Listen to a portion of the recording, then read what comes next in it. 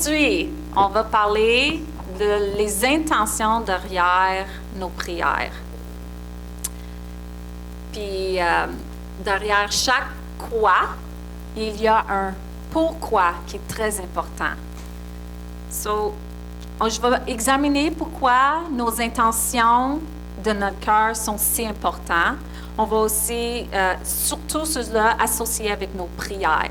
Je vais aussi donner des étapes qui peuvent nous guider pour examiner notre cœur. Et parce que, tu sais, comme c'est vraiment important, je veux que ça soit clair que c'est notre relation avec Dieu et pas la vie des autres. On ne peut pas savoir qu'est-ce qui se passe dans la vie des autres. On ne peut pas savoir qu'est-ce que Dieu veut faire dans la vie des autres. On ne peut pas regarder les autres et dire qu'ils peuvent faire mieux. Puis on ignore complètement qu'est-ce qui se passe dans leur tête. Si nous, on a besoin d'apprendre comment examiner notre propre cœur, comment est-ce qu'on peut juger les autres. C'est vraiment de mettre tout ça dans les mains de Dieu, parce qu'on ne sait pas qu'est-ce qui se passe, même par les apparences, qu'est-ce qui se passe dans le cœur des autres. Je vais aussi expliquer un petit peu pourquoi on veut notre quoi s'aligne avec notre pourquoi. Il y a une raison pourquoi on veut vraiment qu'est-ce qu'on prie pour aligner avec le pourquoi qu'on prie pour.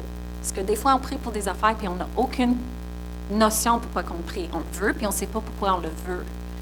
Finalement, je vais discuter des façons pratiques pour l'appliquer, nos intentions dans notre vie quotidienne. On va commencer avec un petit récapitulatif de le sermon de Pasteur Michel quelques semaines passées. Il avait parlé de nos ententes vers Dieu. C'est quand il avait dit qu'il faut avoir des ententes avec Dieu, mais pendant son sermon, il a aussi parlé de la clarté de nos prières.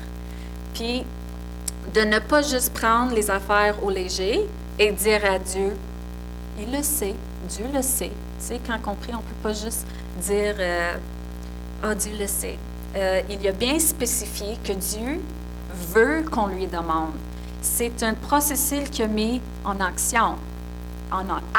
Donc, demandez et vous recevrez. Donc, il faut qu'on demande. Là, j'ai écrit ça en anglais, je l'ai traduit en français. J'ai un petit peu d'un accent, mais je fais mon meilleur. Dieu aime qu'on est clair et précis avec lui. Il n'aime pas ça des prières vagues comme « Dieu, aide-moi avec tout ça » ou « Dieu, tu sais qu'est-ce que je dois faire, aide-moi » ou « Dieu, sauve le monde ». C'est tellement général, là. Il y a tellement de choses qu'il peut dire. Il veut savoir exactement ce que tu as besoin. Comment tu veux recevoir son aide. Il veut que tu identifies là où que tu as la difficulté. Et lui demander d'intervenir dans cette situation. Il veut que tu sois clair et précis. Il désire d'avoir une vraie discussion avec toi, une prière qui vient du cœur. C'est pas une chose qu'on doit avoir sur notre to-do list puis qu'on coche. J'ai fait mon prière aujourd'hui, donne. C'est pas ça. En Jacques 4, 2, Pasteur Michel l'avait dit la semaine passée aussi, vous ne possédez pas parce que vous ne demandez pas. Comme Pasteur Michel il a bien dit, est-ce que tu demandes ou est-ce que tu supposes que Dieu le sait? J'ai vraiment aimé quand il a dit ça. Je dis, oui, je sais que Dieu sait tout, mais il faut quand même on demande. Le message de Pasteur Michel me fait vraiment réfléchir sur mes propres prières et ententes avec Dieu. Après réflexion, Dieu m'a défié d'aller plus profond. La question qui est venue en tête, c'est est-ce que tu demandes et supposes que Dieu ne voit pas les intentions derrière tes prières? Autrement dit,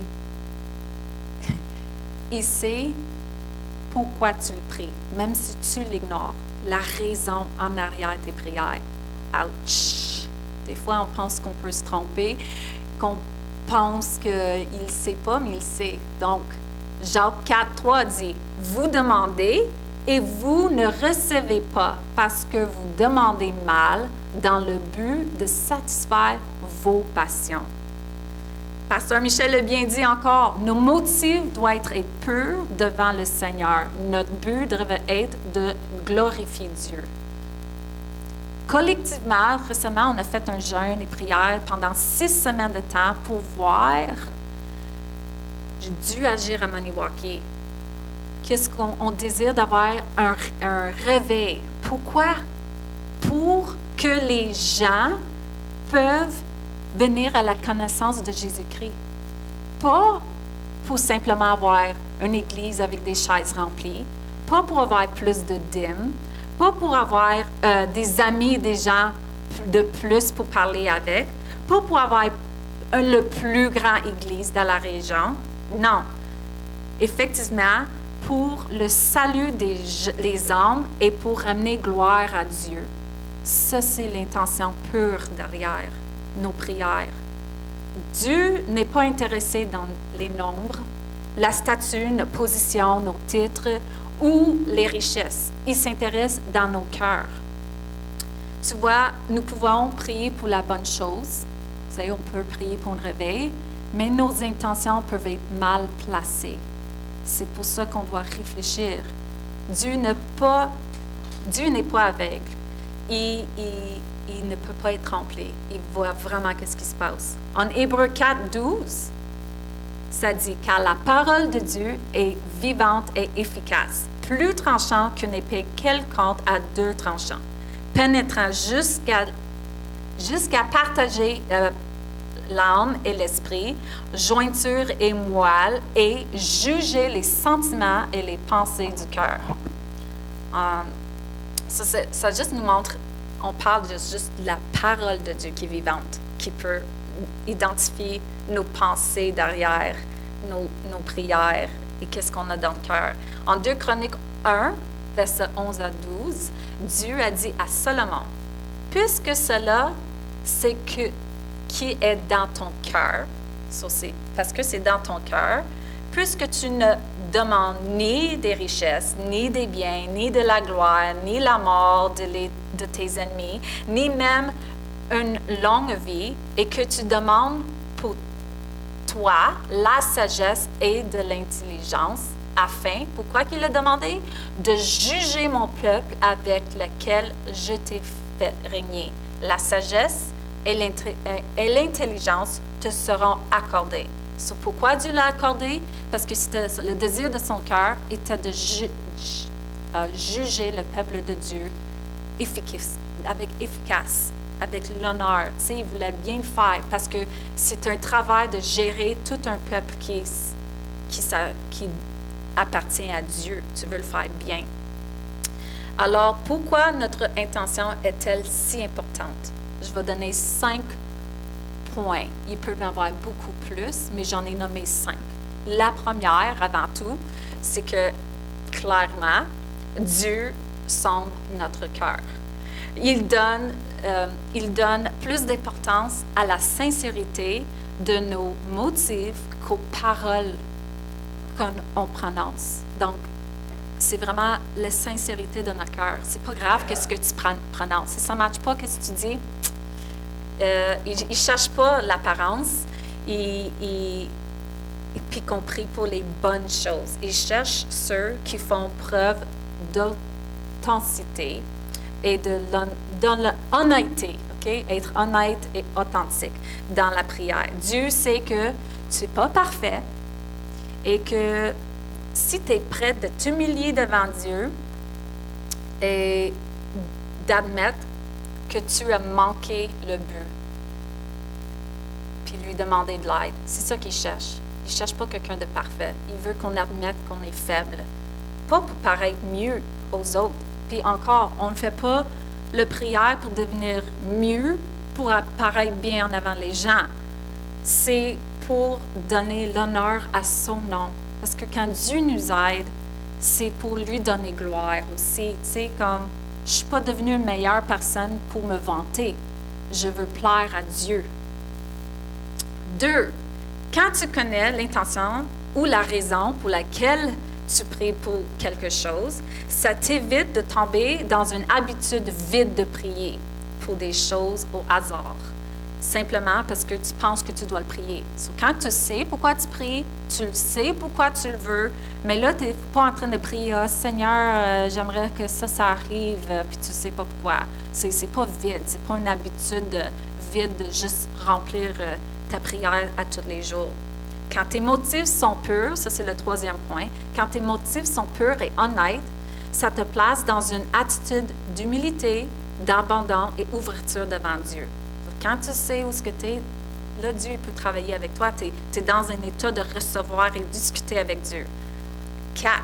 Si tu désires de développer une meilleure communication avec Dieu dans tes prières, okay? So, c'est une quatrième raison, c'est un bon point de départ, c'est d'identifier tes intentions concernant tes sujets de prière. C'est parce que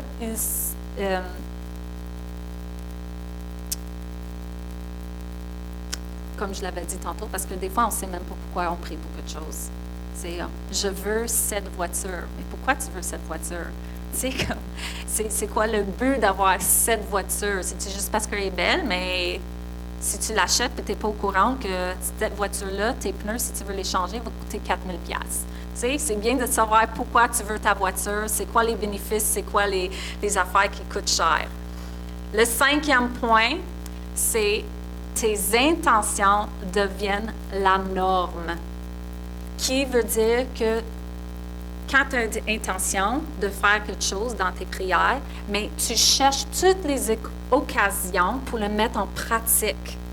Avec les prières puis l'aide du Saint-Esprit, les affaires qui semblaient être impossibles pour toi avant, ils deviennent possibles parce que ça devient, c'est pas parce que ça devient naturel, mais parce que tu connais déjà tes intentions avec les difficultés qui arrivent.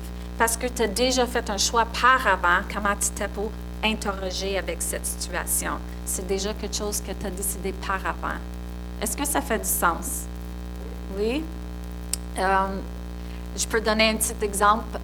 C'est ma mère qui m'a donné cet exemple. Elle dit, imagine qu'à l'instant, tu as un emploi, puis ça donne que tu travailles les dimanches. Mais tu as fait une décision que tu veux avoir tes dimanches libres pour aller à l'église.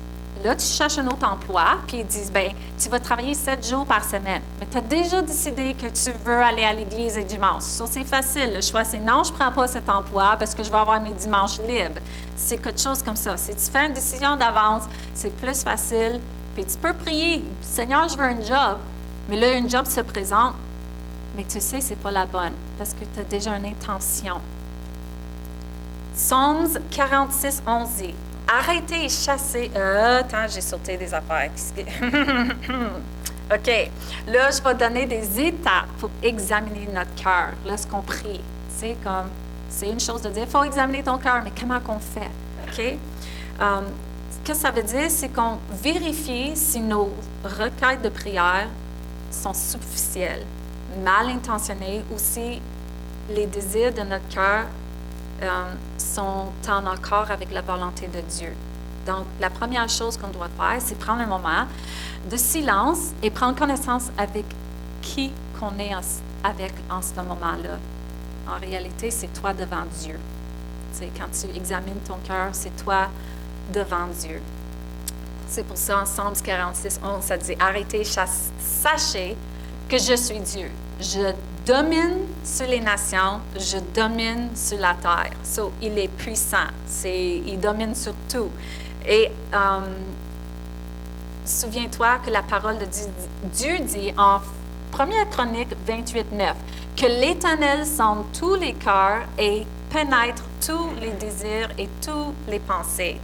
Et en Chronique 29, le 1er Chronique 29, 17, ça dit « Je sais, ô mon âme, que tu sondes les cœurs et que tu aimes la droiture. » Donc, la première, c'est que Dieu, il dit « Moi, je connais les cœurs, je cherche les cœurs. » La deuxième, c'est le roi Salomon qui reconnaît que Dieu il cherche les cœurs, puis qui aime ça, l'honnêteté, la droiture.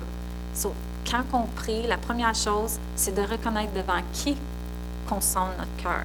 La deuxième chose, c'est de demander le Seigneur de révéler s'il y a quelque chose que peut-être tu n'es pas conscient que tu n'es pas en règle avec Dieu. Tu peux prier le psaume 139, le verset 23 et 24 qui peut aider, qui dit « Sonde mon cœur, sonde-moi, ô Dieu, et connais mon cœur, éprouve-moi et connais mes pensées.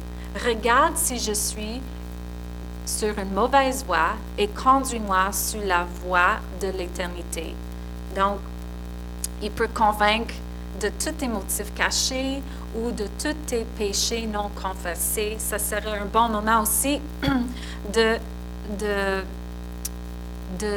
admettre toutes tes amertumes, si tu n'as pas fait de pardon envers quelqu'un, de régler tes relations, d'amener tout ça devant Dieu. Parce qu'on veut être honnête dans nos prières. OK? Puis, peut-être tu ne veux pas. Tu sais, ça se peut qu'il y ait quelqu'un que tu ne veux vraiment pas pardonner.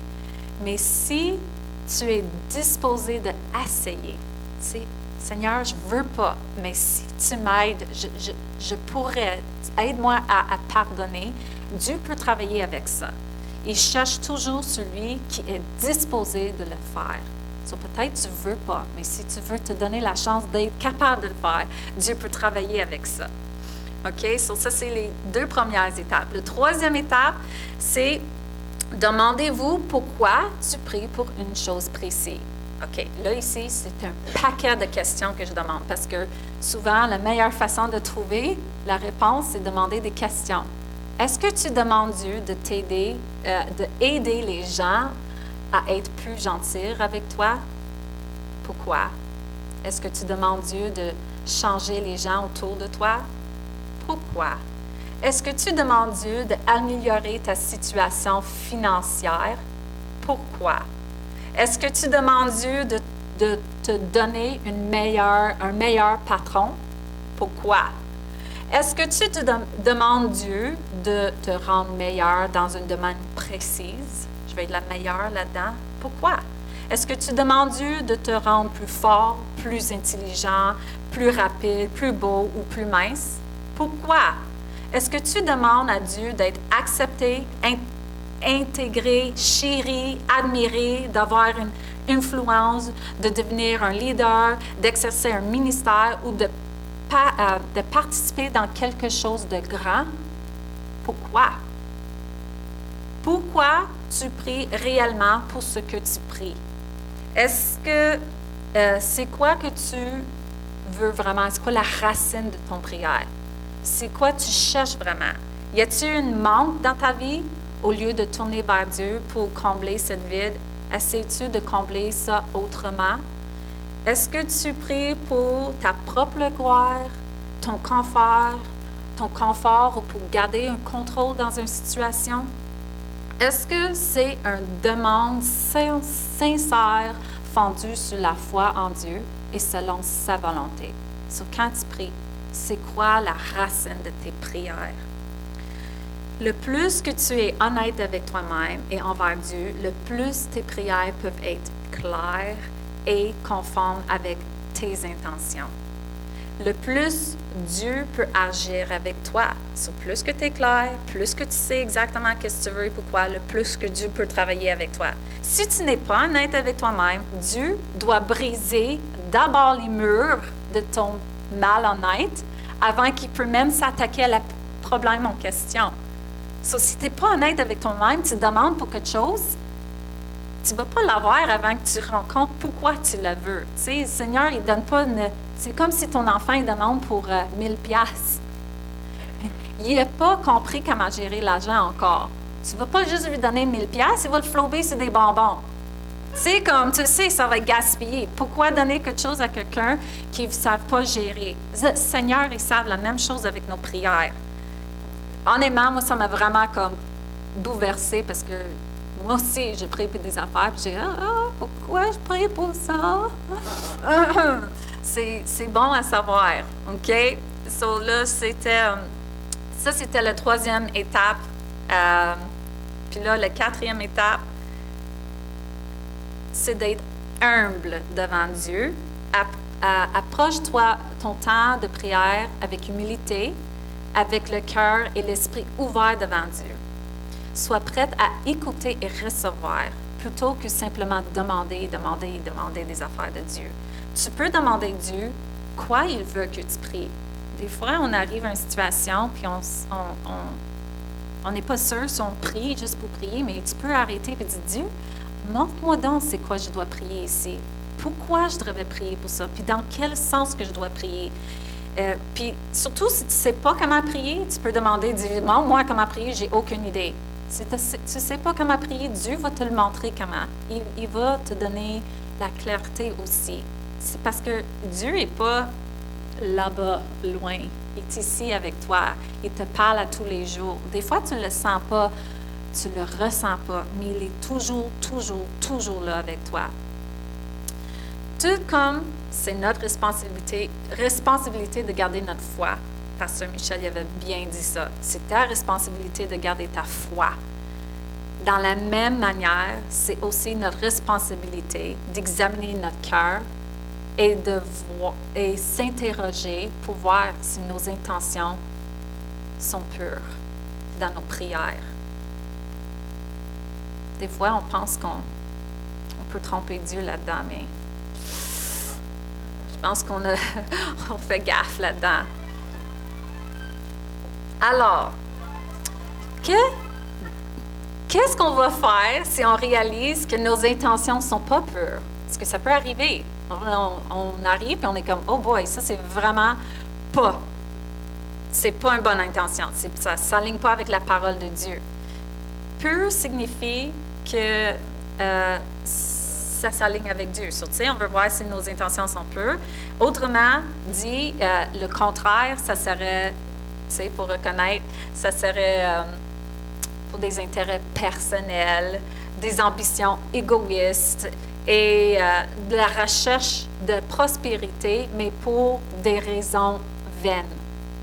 Comme je veux être riche, ça, je peux avoir les plus belles voitures, les plus belles maisons, ou est-ce que c'est comme, j'aimerais ça avoir beaucoup d'argent, Seigneur, parce que si j'ai beaucoup d'argent, je peux investir dans l'œuvre de Dieu, je peux aider dans les ministères, je peux, le pourquoi est tellement important. OK? Donc, la première étape, si tu te rends compte que tes intentions ne sont pas pures, premièrement, tu dois décider si tu veux vraiment changer tes intentions. C'est bien beau, tu le rends compte, mais si tu ne veux pas changer tes intentions, c'est un petit peu difficile. So, tu peux demander le Saint-Esprit de t'aider à vouloir changer tes intentions. C'est une demande qu'on peut faire. Seigneur, aide-moi, je ne veux pas changer ça, j'aime ça, mais je veux garder ça dans ma vie. Mais le Saint-Esprit peut te montrer pourquoi c'est pas bon et t'aider à changer ce désir que tu as. Autrement, si tu ne veux pas changer, ce serait vraiment difficile d'aller plus loin. C'est là. Tu demandes, tu pries, tu demandes pourquoi c'est pas répandu. C'est là où le verset dans Jacques 4, 3 vient en fonction. Vous demandez et vous ne recevez pas parce que vous demandez mal dans le but de satisfaire vos propres passions. So, la première étape, c'est avoir le vouloir de changer tes intentions. La deuxième, tu repens. Donc, j'ai réalisé, je veux changer, et là, je repens. Je reconnais que mes intentions n'étaient pas pures, puis je demande au Saint-Esprit de m'aider, de changer ma manière. Je cède à ma façon de penser, puis je veux m'aligner avec la volonté de Dieu. Donne-moi un motif pur, puis les bonnes raisons. Et de le mettre en action aussi. C'est pas juste même si tu penses que tu changes tes intentions pour tromper le Seigneur, pour faire croire que tu veux ça pour les bonnes raisons, il le sait. Il faut que ce soit un changement profond. OK? Puis la troisième étape, ce sera de tourner ton cœur vers Dieu et le permettre de accomplir son œuvre en toi. Laisse le Saint-Esprit te guider et te montrer comment te conduire réellement dans une intention pure, et une réponse de Dieu va être reçue. Si tes intentions sont de changer, le Seigneur va reprendre cette prière. ces 3 étapes-là sont vraiment simples. C'est 3 petites, mais le travail impliqué peut transformer une vie. Certaines des petites choses pour lesquelles on prie peuvent sembler insignifiantes, alors qu'en réalité, ils peuvent changer notre vie entière. Pour avoir des résultats effectifs dans ta vie, la personne doit changer. Et un changement prend la réflexion, le travail, la discipline et beaucoup de grâce et miséricorde de la part de Dieu. Parce qu'on ne peut pas changer nous-mêmes. Mais si on a la volonté de changer, Dieu peut travailler avec nous. Amen. J'ai fait un petit note de côté ici. Des fois, on a des affaires qu'on aime vraiment. On a des addictions, on a des affaires qu'on est pogné dedans. On veut que ça change, mais on est toujours attiré vers ça. Jacques 4,7 dit « Soumettez-vous donc à Dieu, résistez au diable et il fuira loin de vous. » Donc, dans l'instance où ce que tu combats avec quelque chose que tu aimes, tu sais, Paul il dit « Je veux faire bien, mais je ne fais pas bien, puis qu'est-ce que mon cœur désire de faire bien, ne le fait pas bien. » Tu sais, comme le combat de la chair et l'esprit. Il y a des moments là-dedans, l'alcool, les drogues, la pornographie, il y a plein de choses qui, c'est comme on veut arrêter, mais ça revient, puis c'est comme un combat continuel. Premièrement, on doit admettre qu'on aime cette chose. Même si on dit qu'on veut changer, souvent c'est parce qu'on aime cette chose, ce péché. Puis c'est pourquoi qu'on a un combat. Si on n'aimait pas ça, on n'aurait pas de misère à lâcher fumer ou aller coucher à une heure raisonnable. C'est toutes les petites choses dans notre vie. Tout d'abord, après qu'on admet qu'on aime ça, on doit nous soumettre à Dieu. OK? Ça dit, souvent le monde va dire, résistez au diable et il fuira loin de vous. Mais qu'est-ce qui vient juste avant ça? Ça dit, soumettez-vous donc à Dieu. Nous, on n'est pas capable de résister quelque chose qu'on aime. Comme, je vais pas, si j'ai la misère avec la boisson, puis je rentre dans un bar avec mes amis parce qu'ils m'ont invité là, puis je pense que je vais être capable de résister toute la soirée, je pense que ça se peut que je me trompe. Surtout si je ne suis pas soumis à Dieu d'avance. Soumettre à Dieu, j'ai vécu quelque chose récemment où je luttais avec quelque chose que j'ai la misère avec. Des fois, c'est se coucher à une bonne heure. Puis, je suis comme, je veux vraiment aller me coucher plus bonne heure à soir. Je veux vraiment être en forme demain. Je veux vraiment. Puis, je le disais, OK, je vais me coucher. Je ne vais pas regarder la télé. Je ne vais pas faire ci, je ne vais pas faire ça. Puis, encore, je le disais. Puis, finalement, je ne suis pas capable. Seigneur, aide-moi. Le moment que j'écris au nom du Seigneur, puis là, j'ai mis en application, je dis, là, je te résiste, je m'en vais me coucher, j'ai été capable. Mais avant, par mes propres forces, je n'étais pas capable de le faire. Mais quand j'écris au nom de Dieu, il était capable de m'aider. Donc, c'est pour ça qu'on peut résister, mais seulement avec Dieu. On ne peut pas le faire nous-mêmes. C'est pour ça qu'on a besoin de Dieu dans la première place.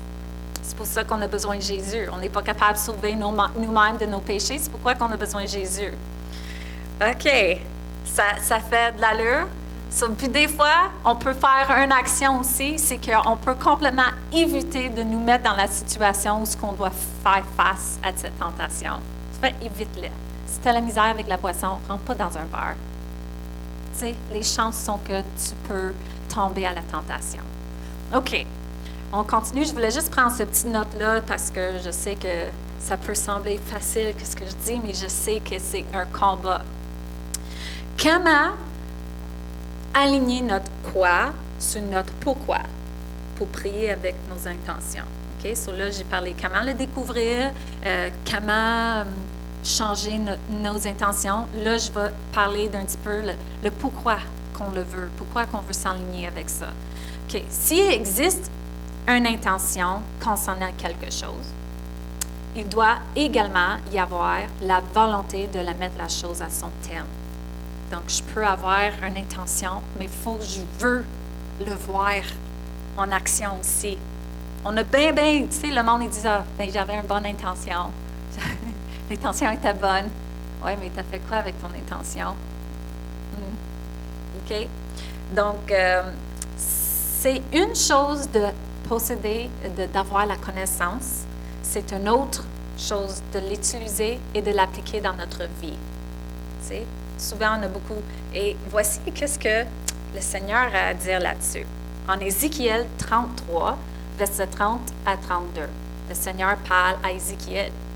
Il dit, « Et toi, fils de l'homme, les enfants de ton peuple s'entendent, ils se parlent de toi près des murs et aux portes des maisons, et ils disent l'un à l'autre, chacun à son frère, « Venez donc, écoutez quelle est la parole qui est procédée de l'Éternel. » Et il se rendit en foule auprès de toi, et mon peuple s'assit devant toi. Ils écoutent tes paroles, mais ils ne les mettent point en pratique, car leur bouche en fait un sujet de moquerie, et leur cœur se livre à la cupidité. Voici, tu es pour eux comme un chanteur agréable, possédant une belle voix et habile dans la musique. Ils écoutent tes paroles, mais ils ne les mettent point en pratique. Oh, ça arrive souvent, je pense. S'il le dit, ça arrive souvent. Encore en Matthieu 7, 24, c'est pourquoi, ça c'est Jésus qui parle. Quiconque entend ces paroles que je dis et les met en pratique sera semblable à un homme prudent qui a bâti sa maison sur le roc. C'est qui le roc? Jésus, c'est le roc. Si on bâtit notre maison sur le roc, on n'est pas ébranlé. Mais en Matthieu 7, 26, ça dit, « Mais quiconque entend ces paroles que je dis et ne les met pas en pratique serait semblable à un homme insensé qui a bâti sa maison sur le sable. » Si tes intentions ne sont pas bien fondées, ça va s'écouler. OK? Moi, je lisais ça, je me disais, oh my, OK, Seigneur, qu'est-ce que. Tu sais, c'est pas parce que je suis en avant ici que je suis meilleure. Ça fait des semaines que le Seigneur me travaille puis me montre dans ma propre vie. Hey, regarde, tu pries ça, mais c'est quoi tu penses vraiment? Pourquoi tu veux ça? Ou pourquoi tu fais ce geste? Pourquoi tu fais ça? C'est quoi ton but vraiment? Tu as l'air de faire ça pour ça. On dirait que tu fais ça pour ça. Comme genre, mais pourquoi tu le fais? Si tu vas aider quelqu'un parce que tu veux que le monde te dise merci, bravo, tu es super belle, ou tu le fais parce que tu veux réellement les aider, parce que tu vois un besoin. Encore une fois, tout dépend de nos intentions. Avoir de la clarté dans nos prières, tu sais, on parlait de la clarté. So, la clarté s'enligne avec nos intentions, mais la clarté ne change pas nos comportements. Cela exprime seulement ce que tu désires. Qu'est-ce que tu veux? Sur dire qu'est-ce que je désire puis je veux, ça ne change pas mes comportements. Je peux dire, voyons, je veux être riche, je veux être millionnaire. Ça ne change rien si je ne change pas mes habitudes. La plupart des gens savent exactement ce qu'ils veulent. Ils sont clairs, ils savent. Qu'est-ce qu'ils ont la misère avec, c'est aligner leurs actions avec leurs paroles. Dans le moment qui compte le plus, les actes qu'ils font ne reflètent pas ce qu'ils prient. Tu sais, on prie des fois, on peut être sincère dans nos prières. Seigneur, je veux vraiment être patient avec les gens. Mais quand le moment arrive et qu'il y a quelque chose qui bug, tu sais, qui est un petit peu rough, on manque de patience. On pète la coche. Dans le bon québécois, on vient frustré. OK? So, c'est quoi qu'on doit faire? C'est l'intention derrière la clarté qui alimente tous tes comportements. Si tu sais exactement pourquoi tu veux, puis tu pries ça, c'est une intention, tes actions vont suivre pas naturellement. Il y a un travail à faire. Savoir pourquoi tu veux quelque chose te permet de comprendre ce que tu faut faire pour l'obtenir. La plupart des choses pour lesquelles on prie exigent de la travail et l'effort de notre part. Ça n'arrive pas tout seul. C'est comme, oui, Dieu, il peut faire des miracles dans notre vie. Vous voyez, on peut être malade, puis on peut prier pour être guéri. Puis ça peut arriver parce que Dieu le fait. Mais si je prie pour être plus patiente, tu penses-tu qu'il va me donner la patience? Je me réveille le lendemain, puis je suis super patiente avec toi. Non, ça va être testé. Ça va être testé. Il y a un travail à faire. Il faut c'est comme, on apprend à être patient. C'est un travail. Quand tu désires un changement dans ta vie, tout commence par toi. C'est pas les gens autour de toi qui doivent être plus fins. Ça doit commencer avec toi. On doit travailler pour y arriver. On doit faire preuve de persévérance et de consistance. On doit être discipliné. Puis tout ça, là, honnêtement, c'est difficile. C'est pas facile d'être discipliné. C'est pas facile d'être consistant. C'est pas facile, surtout si c'est quelque chose qu'on essaie de changer. On a déjà la mauvaise habitude. Mais croire à Dieu, loue le Seigneur, parce que grâce à lui, dans sa miséricorde et sa grâce, c'est lui qui nous aide. Quand nous sommes faibles, c'est lui qui donne la force de persévérer. Dans nos faiblesses, il est fort. C'est pour ça qu'on tourne vers Dieu. Bon, voici comment qu'on peut mettre en action. Juste un couple de petites choses. Puis, honnêtement, j'ai trouvé, ça a été inspiré par Brendon Burchard. C'est un monsieur qui fait du life coaching, puis j'ai vu quelque chose, puis j'ai dit, wow, je pourrais appliquer ça dans notre vie de prière. Donc, premièrement, on prend une pause, tu sais, on respire, puis rappelle-toi c'est quoi tes intentions. Si tu arrives à un instant, respire. OK, c'est quoi mes intentions? Souviens-toi, c'est quoi tu veux vraiment. Fais pas juste agir ou penser ou je sais pas trop, tu sais. Ça m'arrive, des fois, il y a une situation, puis je suis comme, dans ma tête, cette personne-là. Puis là, non, je ne juge pas, je n'ai aucune idée pourquoi il agit. Peut-être qu'il y a une mauvaise journée. J'arrête tout de suite mes pensées. Je ne permets pas de juger. Je ne veux pas juger. Je veux être quelqu'un qui laisse les gens être, mais aussi, je veux le discernement de Dieu pour me laisser savoir quand je dois dire quelque chose, puis dire non, c'est pas acceptable. OK? Ça, c'est pour moi personnellement. La deuxième étape, c'est faire un choix. OK? Tu choisis aujourd'hui, dans un moment, qui je veux être. Est-ce que je veux être un enfant de Dieu qui reflète Dieu ou est-ce que je veux être un enfant des ténèbres qui reflète le péché? OK? Puis, OK, dans une situation, tu peux passer une situation dans ta tête que tu as la misère avec. OK, choisis 3 mots qui pourraient t'identifier dans cette situation. Genre, je suis patiente, je suis calme et je suis réfléchie. OK, ça, c'est des bonnes choses.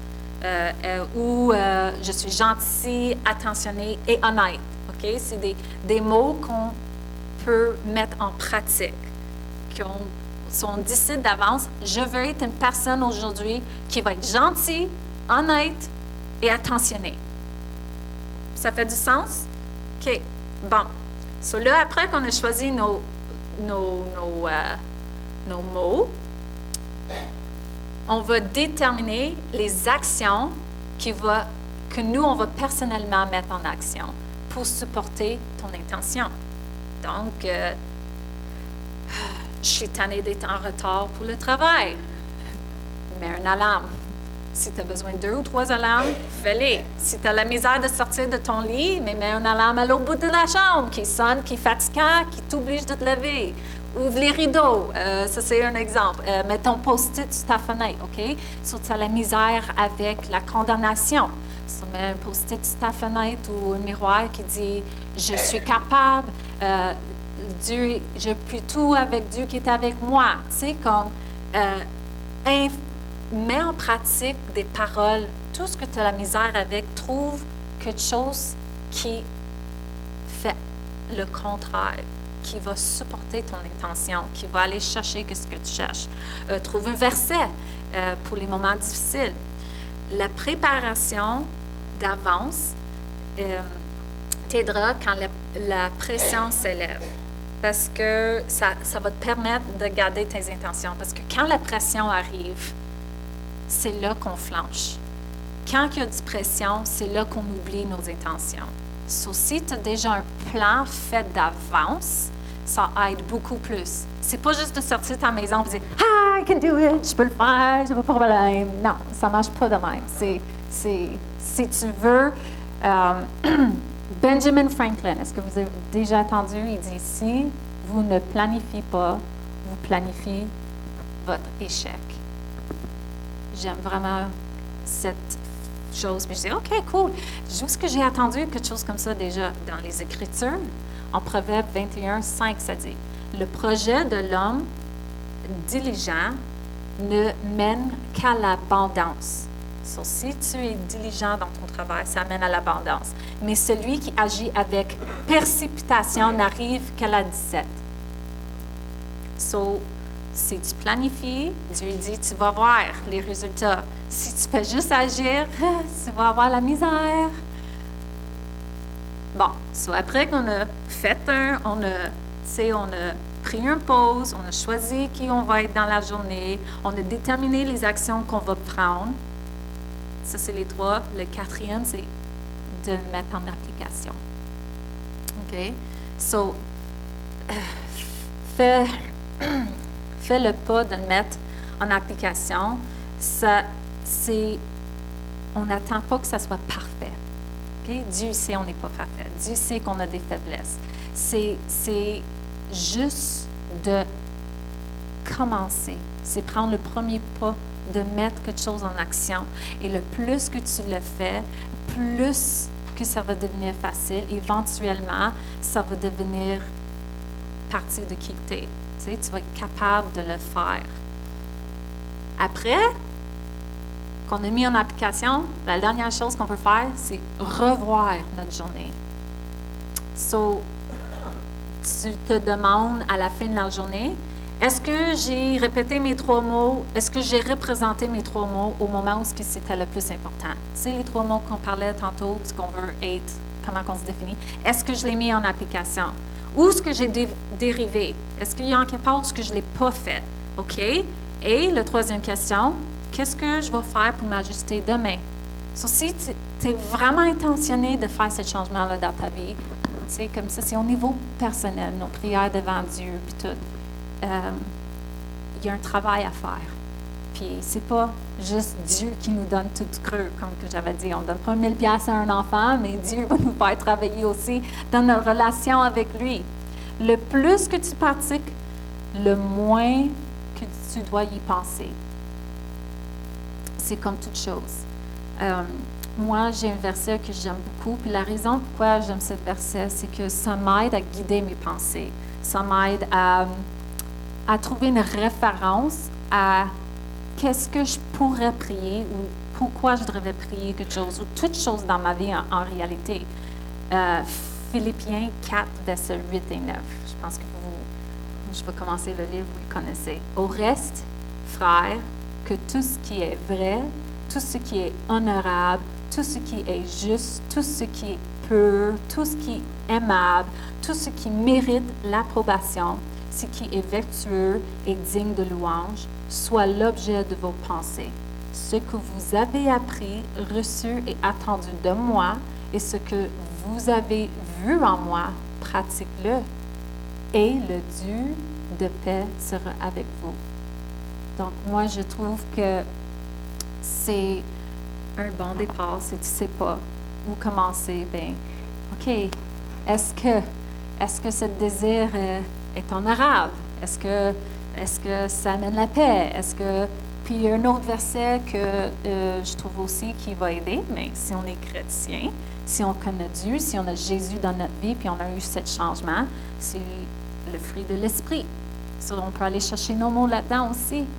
Galates 5, 22 à 25. Mais le fruit de l'esprit, c'est l'amour, la joie, la paix, la patience, la bonté, la bénignité, la fidélité, la douceur, la tempérance. La loi n'est pas contre ces choses. Ceux qui sont à Jésus-Christ ont crucifié la chair avec ses passions et ses désirs. Si nous vivons par l'Esprit, marchons aussi selon l'Esprit. C'est un verset aussi qu'on peut faire référence pour mettre en action puis l'appliquer dans nos choix, dans un verset qu'on peut mémoriser pour nous aider à nous identifier en Christ. Si on est sauvé puis on a reconnu, tu sais, tantôt j'ai parlé de est-ce que tes pensées sont alignées? Est-ce que tu veux vraiment changer? Mais la même chose vient dans notre vie. Est-ce que Jésus est notre sauveur? Est-ce que tu veux suivre Jésus? Est-ce que tu l'as dans ta vie? C'est jamais trop tard de le demander, de venir dans ta vie. Il peut nous aider avec tous les défis de notre vie. Moi, je dis, appliquer tout ça dans notre vie, ça ne nous amène que du bon. Ça ne veut pas dire que la vie va être facile, parce que la vie, il nous donne, mais il nous donne en abondance. Puis on est sur la terre n'est pas parfaite. La terre, elle a ses troubles. C'est une place où que le diable est rouge, il regarde, il veut voir ce qui peut détruire, séparer, faire du mal. So, être avec le Seigneur, avoir Jésus dans notre vie, nous donne une espérance, nous donne quelque chose et quelqu'un s'appuie dessus, puis nous donne l'espérance pour une vie éternelle dans la présence de Dieu. Ça ne nous garantit pas que la vie va être parfaite et facile. So, même si on essaie de mettre ça en application, on va toujours trouver une autre place dans notre vie. Okay? Là, je parlais de nos prières, mais ça peut être appliqué dans notre vie de tous les jours. C'est quelque chose qui pourrait être derrière tout. So, avoir Jésus dans notre vie, le Saint-Esprit qui nous guide, ça nous aide. Si tu fais ça, on va être témoin de la transformation qui s'opère dans notre vie. Quand on s'enligne nos intentions avec nos prières, on va voir la main de Dieu agir. On va voir des miracles qu'il va accomplir pour nous. Si on s'humilie devant lui et on laisse le Saint-Esprit faire son œuvre en nous, il va t'aider, toi et toi et toi, de réaliser les désirs de tes prières les plus profondes, parce qu'il va être aligné avec sa voix, sa volonté. Amen. So, pourquoi Dieu va répondre nos prières? Tu sais, j'ai dit, OK, bon, ça c'est notre côté.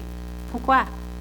Voici ce que la Bible dit au sujet de les intentions de nous à son égard. OK? Jérémie 29, 11 et 14.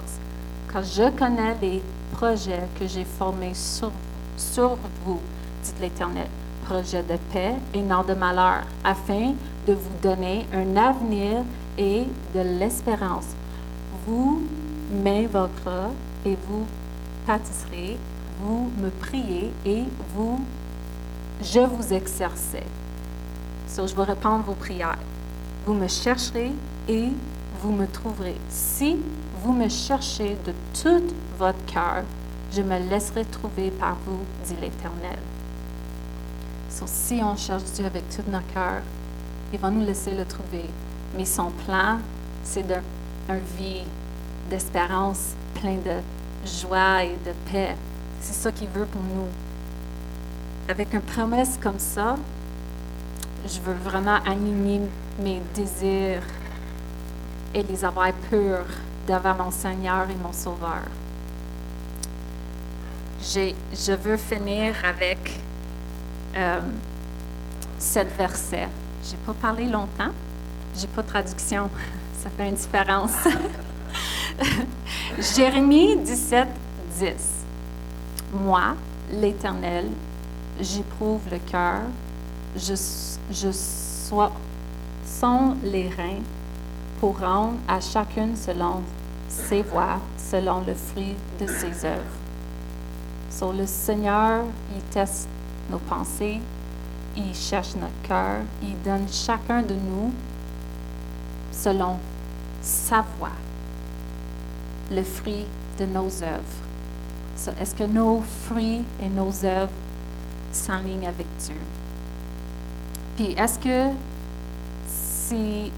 tu as Dieu dans ta vie? Est-ce que tu connais Dieu? Je sais, il y a plusieurs entre nous ici qui connaissent Dieu, mais ça se peut qu'il y ait quelqu'un qui va écouter la vidéo qui ne connaît pas Dieu.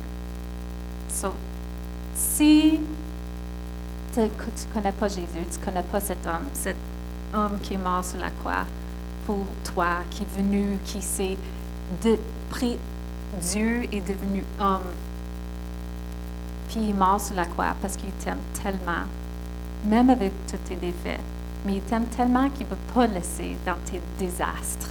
Il veut te sauver. Il veut t'aider à t'améliorer, t'amener de plus loin avec lui. Il veut te changer de gloire en gloire. Il veut te donner tout l'amour et le désir de ton cœur qui sont alignés avec lui. Il veut juste du bon pour toi. Il veut avoir une relation avec nous.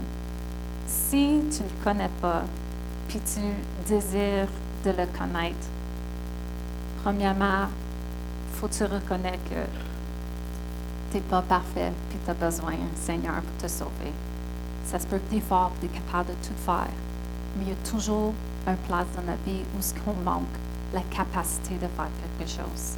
On a toutes des faiblesses, on a toutes des manques, mais Jésus peut remplir et combler nos besoins. Puis après, il faut que tu reconnaisses que tu es pécheur, tu n'es pas parfait, puis tu ne peux pas te sauver par tes œuvres. C'est seulement par le sang de Jésus. C'est à cause de ce que Jésus a fait que tu peux aller au ciel. C'est pas parce que je suis bonne ou fine ou gentille ou que j'aide les pauvres ou que j'ai une grosse business puis que je donne de l'argent à plein de petites entreprises. Comme j'ai dit tantôt, Dieu s'en fout les chiffres. C'est ton cœur qui veut. Il veut une relation. So, je vais prendre une minute ici pour faire une prière en fermeture. Puis ensuite, s'il y a quelqu'un qui veut une prière ou qu'on a des questions, on peut fermer la caméra puis on peut en discuter si vous voulez. On a un petit peu de temps. So, Seigneur,